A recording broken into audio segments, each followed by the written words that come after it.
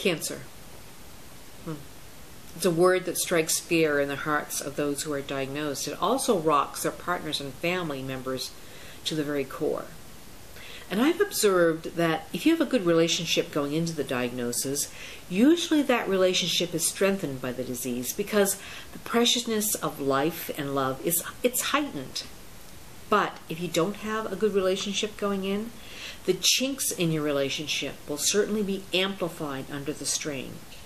And so the question is, how are a couple going to deal with the fear, the very threat of losing one another? Well, fortunately for most people, cancer ironically spawns an intensity for living, a holding on to what really matters, and cutting through the bullshit and cementing our resolve to remove what no longer serves us well. Because knowing your time may be cut short forces you to take a closer look at yourself and those around you.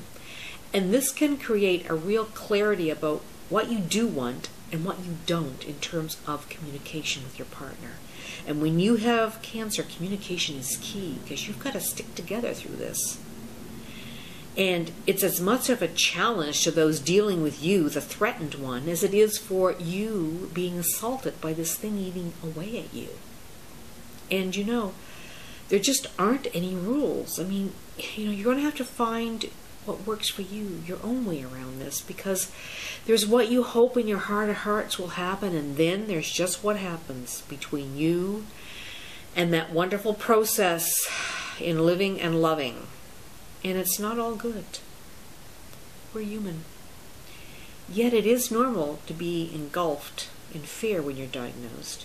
And when it hits you in the middle of the night that you might be going bye-bye sooner than you think. And you break out in a sweat and you think, what if I die? What if I die? What if I die? And you end up creating movies in your head, seeing your partner going on without you, doing the things that you not had a chance yet to do as a couple. And so you lie there in bed, holding on to each other. You're trembling, sobbing, and thinking, I'm frightened to die. While your partner is thinking, I don't want to be alone. I don't want to be alone. I don't want you to die. And that is the dynamic that couples face, and it's tough. And sometimes you're going to meet that challenge very lovingly, and then there's other times it's going to be real messy because, darn it, it hurts. Even the strongest relationships, they're going to bottom out at times under this sort of stress. In fact, don't be surprised if every emotion you ever owned rears its ugly head as you go about trying to fit your life around this intruder called cancer. That's why finding ways of expressing how much you love each other and how much you mean to each other is so important.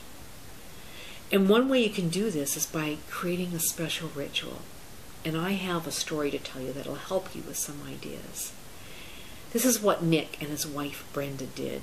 It's a sort of now till eternity reminder of their love for each other. Nick was a lymphoma survivor, and he had this habit of teasing his wife, sometimes relentlessly. And one day he just said, I'd absolutely hate it if some 18-wheeler hit me on a freeway and I died without being able to say goodbye. And his comment didn't quite go over the way he intended, understandable under the circumstances, and so he quickly jumped in to fix it and said, well, let's just do something about it. And so they ended up creating a ritual. They decided to walk along the San Francisco Bay Bridge because it was so high up and it was serene and there was such a beautiful view beyond it, and it felt heavenly. And so when they reached a perfect vantage point, they held their lifelong goodbye moment. They looked into each other's eyes and they told each other how much they meant to each other and shared some of the most special memories. And they agreed that if one of them should die suddenly, that they would treasure the preciousness of that moment, and that this would be good enough, a good enough goodbye in the absence of the reality of it. And the power of that ceremony was evident to me, because Nick welled up as he described what they did in order for me to be able to pass this along to you.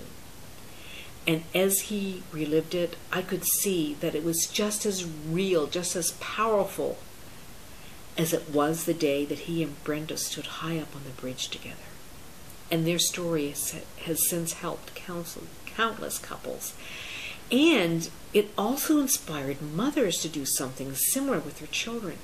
And one woman, she adapted this for her 9-year-old son who was having trouble with the fact that he thought that she might leave him soon. In other words, she might die. And so she approached this, rather normally as part of the day. And she just said, as they were watching TV, anything could happen to any one of us at any time. So let's make sure we have a memory, a beautiful one, a beautiful goodbye to hold on to.